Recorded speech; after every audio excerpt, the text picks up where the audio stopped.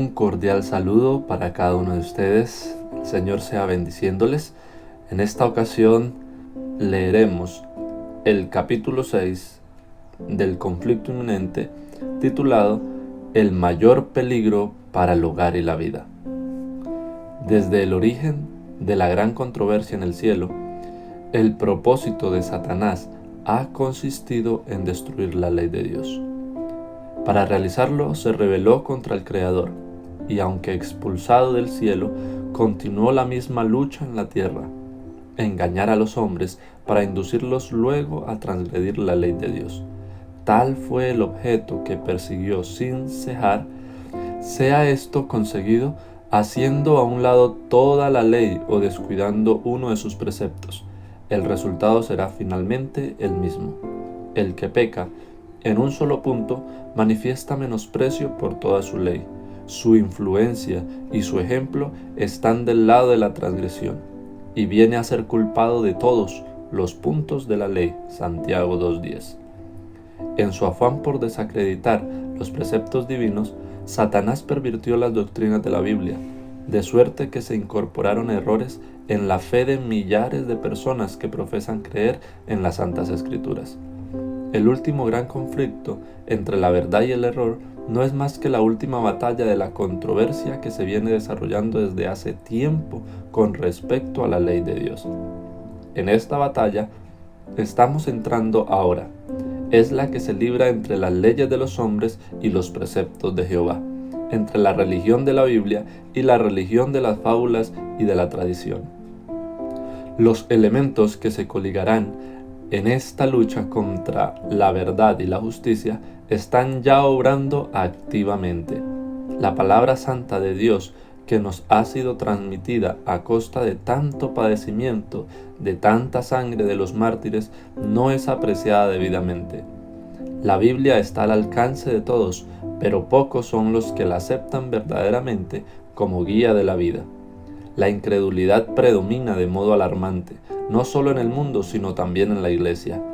Muchos han llegado al punto de negar doctrinas que son el fundamento mismo de la fe cristiana.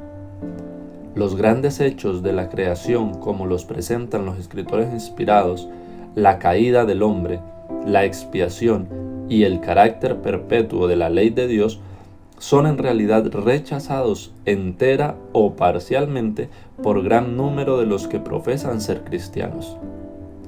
Miles de personas que se envanecen de su sabiduría y de su espíritu independiente consideran como una debilidad el tener fe implícita en la Biblia.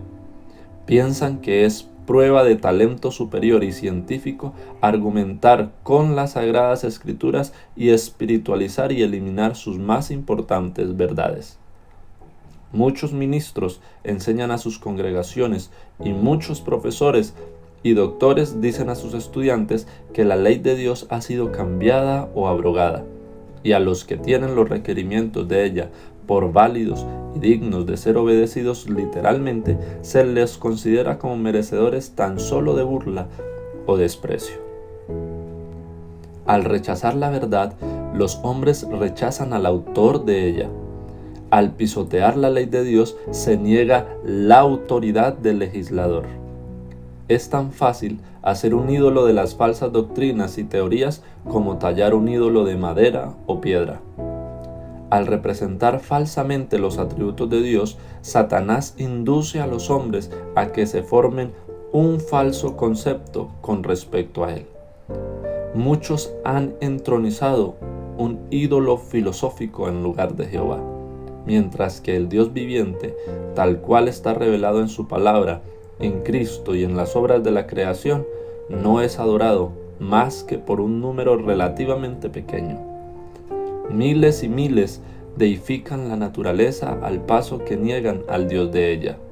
Aunque en forma diferente, la idolatría existe en el mundo cristiano de hoy tan ciertamente como existió entre el antiguo Israel en tiempo de Elías.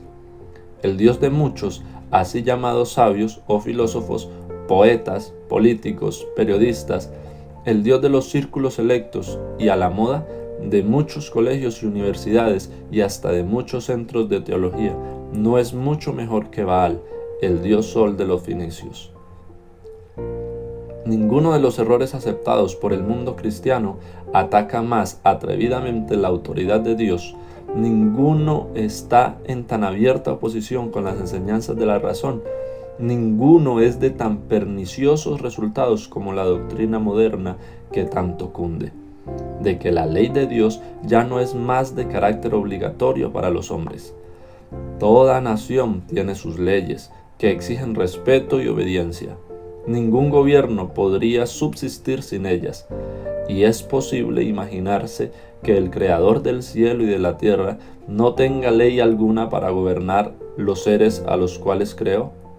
Supongamos que los ministros más eminentes se pusiesen a predicar que las leyes que gobiernan a su país y amparan los derechos de los ciudadanos no estaban más en vigencia, que por coartar las libertades del pueblo ya no se les debe obediencia. ¿Por cuánto tiempo se tolerarían semejantes prédicas? Pero ¿es acaso mayor ofensa desdeñar las leyes de los estados y de las naciones que pisotear los preceptos divinos que son el fundamento de todo gobierno? Más acertado sería que las naciones aboliesen sus estatutos y dejaran al pueblo hacer lo que quisiese antes de que el legislador del universo anulase su ley y dejase al mundo sin norma para condenar al culpable o justificar al obediente. ¿Queremos saber cuál sería el resultado de la abolición de la ley de Dios? El experimento se ha hecho ya. Terribles fueron las escenas que se desarrollaron en Francia cuando el ateísmo ejerció el poder. Entonces el mundo vio que rechazar las restricciones que Dios impuso equivale a aceptar el gobierno de los más crueles y despóticos. Cuando se echa a un lado la norma de justicia, queda abierto el camino para que el príncipe del mal establezca su poder en la tierra. Siempre que se rechazan los preceptos divinos, el pecado deja de parecer culpa y la justicia deja de ser deseable. Los que se niegan a someterse al gobierno de Dios son completamente incapaces de gobernarse a sí mismos. Debido a sus enseñanzas perniciosas, se implanta el espíritu de insubordinación en el corazón de los niños y los jóvenes, de suyo insubordinados, y se obtiene como resultado un estado social donde la anarquía reina soberana. Al paso que se burlan de la credulidad de los que obedecen las exigencias de Dios, las multitudes aceptan con avidez los engaños de Satanás. Se entregan a sus deseos desordenados y practican los pecados que acarrearon los juicios de Dios sobre los paganos. Los que le enseñan al pueblo a considerar superficialmente los mandamientos de Dios siembran la desobediencia para recoger desobediencia. Rechácense enteramente los límites impuestos por la ley divina y pronto se despreciarán las leyes humanas. Los hombres están dispuestos a pisotear la ley de Dios por considerarla como un obstáculo para su prosperidad material, porque ella prohíbe las prácticas deshonestas, la codicia, la mentira y el fraude. Pero ellos no se imaginan lo que resultaría de la abolición de los preceptos divinos. Si la ley no tuviera fuerza alguna, ¿por qué habría de temerse el transgredirla? La propiedad ya no estaría segura. Cada cual se apoderaría por la fuerza de los bienes de sus vecinos, y el más fuerte se haría el más rico. Ni siquiera se respetaría la vida. La institución del matrimonio dejaría de ser baluarte, sagrado para la protección de la familia. El que pudiera, si así lo desease, tomaría a la mujer de su vecino. El quinto mandamiento sería puesto a un lado junto con el cuarto. Los hijos no vacilarían en atentar contra la vida de sus padres, si al hacerlo pudiesen satisfacer los deseos de sus corazones corrompidos. El mundo civilizado se convertiría en una horda de ladrones y asesinos, y la paz, la tranquilidad y la dicha desaparecerían de la tierra. La doctrina de que los hombres no están obligados a obedecer los mandamientos de Dios ha debilitado ya el sentimiento de la responsabilidad moral y ha abierto anchas las compuertas para que la iniquidad aniegue el mundo. La licencia, la disipación y la corrupción nos invaden como ola abrumadora. Satanás está trabajando en el seno de las familias. Su bandera flota hasta en los hogares de los que profesan ser cristianos. En ellos se ven la envidia, las sospechas, la hipocresía, la frialdad, la rivalidad, las disputas, las traiciones y el desenfreno de los apetitos. Todo el sistema de doctrinas y principios religiosos que deberían formar el fundamento y marco de la vida social parece una mole tambaleante a punto de desmoronarse en ruinas. Los más viles criminales echados en la cárcel por sus delitos son a menudo objeto de atenciones y obsequios como si hubiesen llegado a un envidiable grado de distinción. Se da gran publicidad a las particularidades de su carácter y a sus crímenes. La prensa publica los detalles escandalosos del vicio, iniciando así otros en la práctica del fraude, del robo y del asesinato. Y Satanás se regocija del éxito de sus infernales designios. La infatuación del vicio, la criminalidad, el terrible incremento de intemperancia y de la iniquidad, en toda forma y grado, deberían llamar la atención de todos los que temen a Dios para que vieran lo que podría hacerse para contener el desborde del mal. Los tribunales están corrompidos. Los magistrados se dejan llevar por el deseo de las ganancias y el afán de los placeres sensuales. La intemperancia ha obcecado las facultades de muchos, de suerte que Satanás los dirige casi a su gusto. Los juristas se dejan pervertir, sobornar y engañar. La embriaguez y las orgías, la pasión, la envidia, la mala fe bajo todas sus formas se encuentran entre los que administran las leyes. La justicia se mantiene a lo lejos, por cuanto la verdad está caída en la calle y la rectitud no puede entrar. Isaías 59:14. La iniquidad y las tinieblas espirituales que prevalecieron bajo la supremacía papal fueron resultado inevitable de la supresión de las Sagradas Escrituras. Pero ¿dónde está la causa de la incredulidad general, del rechazamiento de la ley de Dios y de la corrupción consiguiente bajo el pleno resplandor de la luz del Evangelio en esta época de libertad religiosa? Ahora que Satanás no puede gobernar al mundo, negándole las Escrituras, recurre a otros medios para alcanzar el mismo objeto: destruir la fe en la Biblia. Responde también a sus designios como destruir la Biblia misma. Insinuando la creencia de que la ley de Dios no es obligatoria, empuja a los hombres a transgredirla, tan seguramente como si ignorasen los preceptos de ella. Y ahora, como en tiempos pasados, obra por intermedio de la Iglesia para promover sus fines.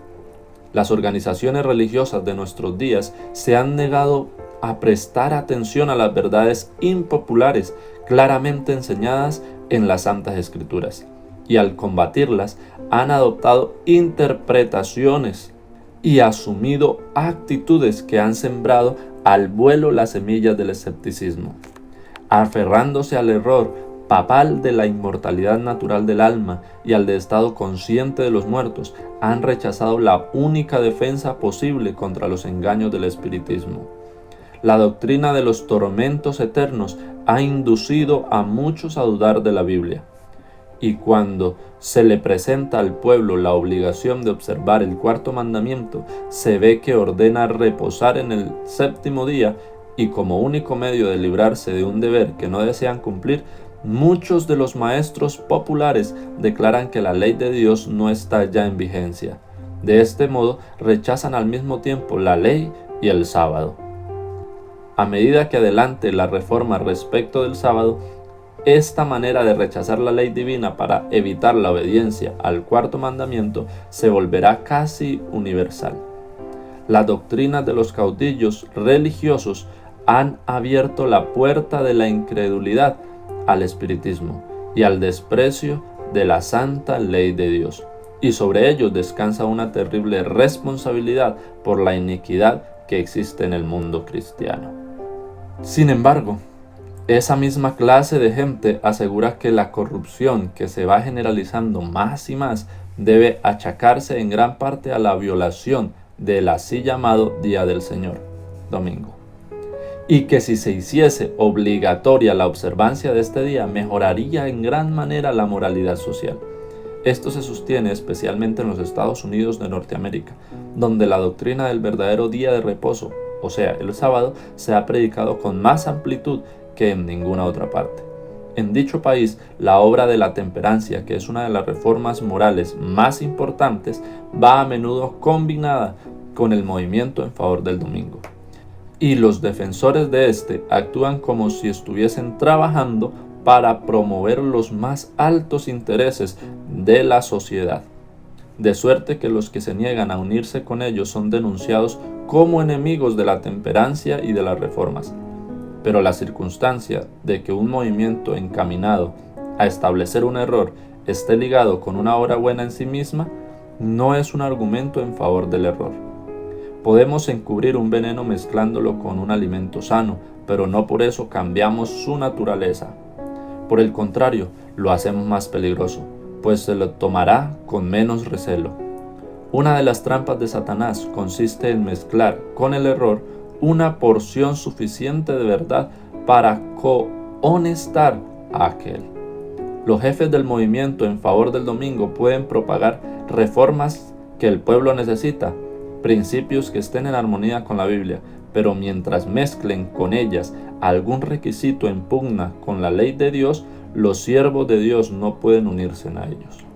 Nada puede autorizarnos a rechazar los mandamientos de Dios para adoptar los preceptos de los hombres. Merced a los dos errores capitales, el de la inmortalidad del alma y el de la santidad del domingo, Satanás prenderá a los hombres en sus redes, mientras aquel forma la base del espiritismo. Este crea un lazo de simpatía con Roma. Los protestantes de los Estados Unidos serán los primeros en tender las manos a través de un doble abismo, al espiritismo y al poder romano. Y bajo la influencia de este triple alianza, ese país marchará en las huellas de Roma, pisoteando los derechos de la conciencia. En la medida en que el espiritismo imita más de cerca al cristianismo nominal de nuestros días, tiene también mayor poder para engañar y seducir. De acuerdo con el pensar moderno, Satanás mismo se ha convertido. Se manifestará bajo la forma de un ángel de luz. Por medio del espiritismo han de cumplirse milagros, los enfermos sanarán y se realizarán muchos prodigios innegables, y como los espíritus profesarán creer en la Biblia y manifestarán respeto por las instituciones de la Iglesia, su obra será aceptada como manifestación del poder divino. La línea de separación entre los que profesan ser cristianos y los impíos es actualmente apenas perceptible. Los miembros de las iglesias aman lo que el mundo ama y están listos para unirse con ellos. Satanás tiene resuelto unirlos en un solo cuerpo y de este modo robustecer su causa, atrayéndolos a todas las filas del espiritismo. Los papistas, que se jactan de sus milagros como signo cierto de que su iglesia es la verdadera, serán fácilmente engañados por este poder maravilloso. Y los protestantes, que han arrojado de sí el escudo de la verdad, serán igualmente seducidos. Los papistas, los protestantes y los mundanos aceptarán igualmente la forma de la piedad sin el poder de ella, y verán en esta unión un gran movimiento para la conversión del mundo y el comienzo del milenio tan largamente esperado. El espiritismo hace aparecer a Satanás como benefactor de la raza humana, que sana las enfermedades del pueblo y profesa presentar un sistema religioso nuevo y más elevado, pero al mismo tiempo obra como destructor. Sus tentaciones arrastran a multitudes a la ruina. La intemperancia destrona la razón. Los placeres sensuales, las disputas y los crímenes la siguen. Satanás se deleita en la guerra que despierta las más viles pasiones del alma y arroja luego a sus víctimas sumidas en el vicio y en la sangre a la eternidad. Su objeto consiste en hostigar a las naciones a hacerse mutuamente la guerra, pues de este modo puede distraer los espíritus de los hombres de la obra de preparación necesaria para subsistir en el día del Señor. Satanás obra a sí mismo por medio de los elementos para cosechar muchedumbres de almas, aún no preparadas. Tiene estudiados los secretos de los laboratorios de la naturaleza y emplea todo su poder para dirigir los elementos en cuanto Dios se lo permita. Cuando se le dejó que afligiera a Job, cuán prestamente fueron destruidos rebaños, ganados, sirvientes, casas e hijos en una serie de desgracias. Obra de un momento. Es Dios quien protege a sus criaturas y las guarda del poder del destructor. Pero el mundo cristiano ha manifestado su menosprecio de la ley de Jehová, y el Señor hará exactamente lo que declaró que haría. Alejará sus bendiciones de la tierra y retirará su cuidado protector de sobre los que se rebelan contra su ley y que enseñan y obligan a los demás a hacer lo mismo. Satanás ejerce dominio sobre todos aquellos a quienes no guarda en forma especial. Favorecerá y hará prosperar a algunos para obtener sus fines, y atraerá desgracias sobre otros, al mismo tiempo que hará creer a los hombres que es Dios quien los aflige. Al par que se hace pasar ante los hijos de los hombres como un gran médico que puede curar todas sus enfermedades, Satanás producirá enfermedades y desastres al punto que ciudades populosas serán reducidas a ruinas y desolación. Ahora mismo está obrando. Ejerce su poder en todos los lugares y bajo mil formas, en las desgracias y calamidades de mar y tierra, en las grandes conflagraciones, en los tremendos huracanes y en las terribles tempestades de granizo, en las inundaciones, en los ciclones, en las mareas extraordinarias y en los terremotos. Destruye las mieses casi maduras y a ellos siguen la hambruna y la angustia. Propaga por el aire emanaciones mefíticas y miles de seres perecen en la pestilencia. Estas plagas irán menudeando más y se harán más y más desastrosas. La destrucción caerá sobre hombres y animales. La tierra se pone de luto y se marchita. Desfallece la gente encumbrada de la tierra. La tierra también es profanada bajo sus habitantes, porque traspasaron la ley, cambiaron el estatuto y quebrantaron el pacto eterno.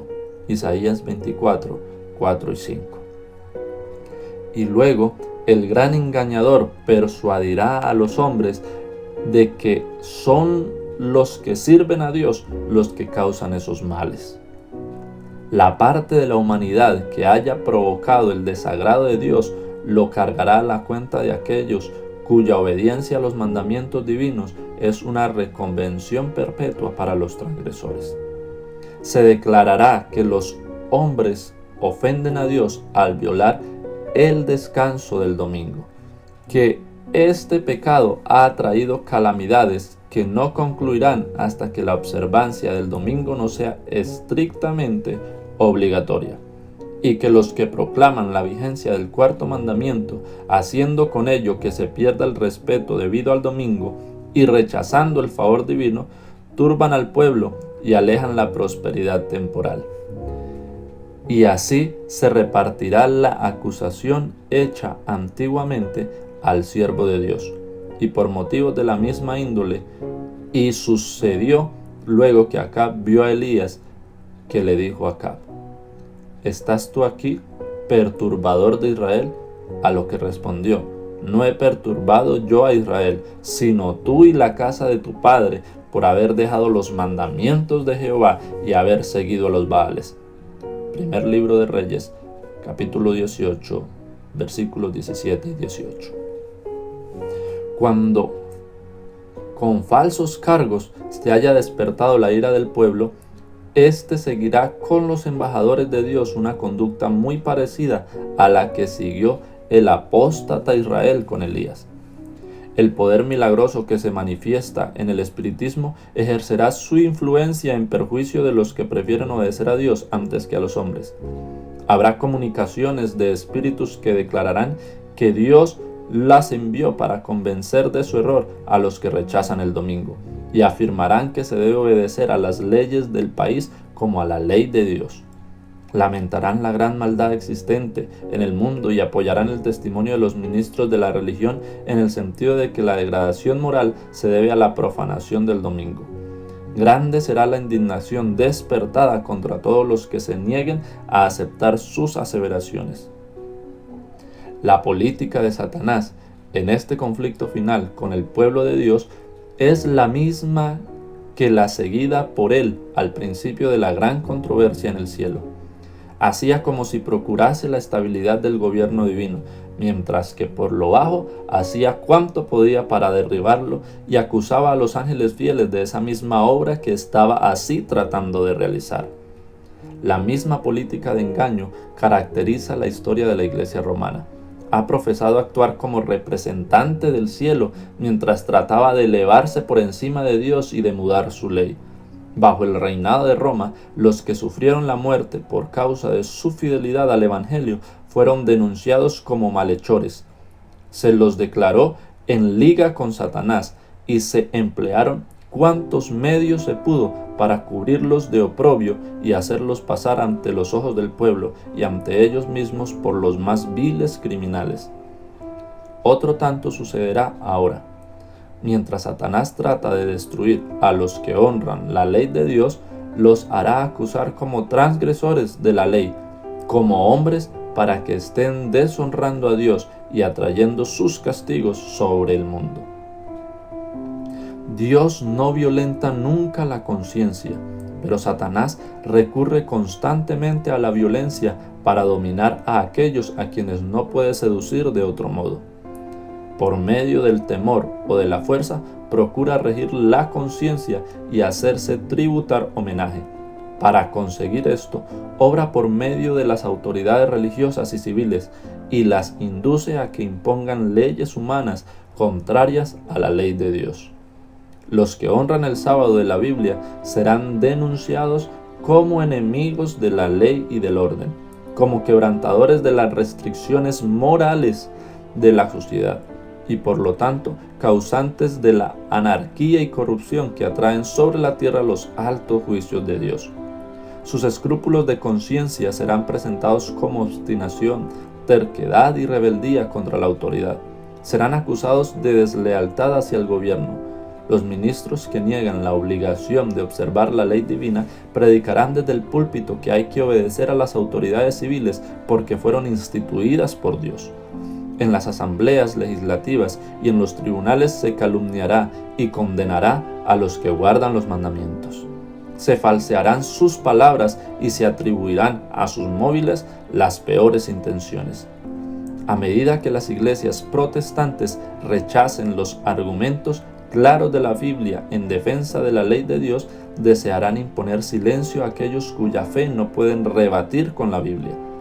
Aunque se nieguen a verlo, el hecho es que están asumiendo actualmente una actitud que dará por resultado la persecución de los que se niegan en conciencia a hacer lo que el resto del mundo cristiano está haciendo y a reconocer los acertos hechos en favor del día de reposo papal. Los dignatarios de la Iglesia y del Estado se unirán para hacer que todos honren el domingo, y para ello apelarán al cohecho, a la persuasión o a la fuerza. La falta de autoridad divina se suplirá con ordenanzas abrumadoras. La corrupción política está destruyendo el amor a la justicia y el respeto a la verdad. Y hasta en los Estados Unidos de la libre América se verá a los representantes del pueblo y a los legisladores tratar de asegurarse el favor público, doblegándose a las exigencias populares por una ley que imponga la observancia del domingo. La libertad de conciencia que tantos sacrificios ha costado no será ya respetada. En el conflicto que está por estallar veremos realizarse las palabras del profeta. Airóse el dragón contra la mujer y se fue para hacer guerra contra el residuo de su simiente, los que guardan los mandamientos de Dios y tienen el testimonio de Jesús. Apocalipsis 12:17. Amén.